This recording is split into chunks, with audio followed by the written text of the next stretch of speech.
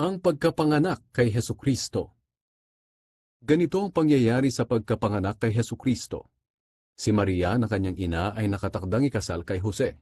Pero bago pa sila ikasal, nalaman ni Maria na buntis siya sa pamamagitan ng banal na espiritu.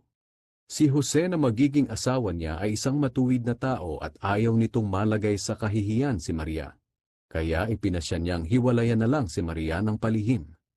Habang pinag-iisipan ito ni Jose, nagpakita sa kaniya sa panaginip ang isang anghel ng Panginoon at nagsabi, Jose, na mula sa angkan ni David, huwag kang matakot na pakasalan si Maria, dahil ang pagbubuntis niya ay sa pamamagitan ng banal na espiritu. Manganganak siya ng isang lalaki at pangangalanan mo siyang Jesus, dahil ililigtas niya ang kanyang bayan sa kanilang mga kasalanan. Nangyari ang lahat ng ito upang matupad ang sinabi ng Panginoon sa pamamagitan ng propeta. Magbubuntis ang isang birhen at manganganak ng isang lalaki. Tatawagin siyang Emmanuel, na ang ibig sabihin, kasama natin ang Diyos. Nang magising si Jose, sinunod niya ang sinabi ng anghel at pinakasalan niya si Maria.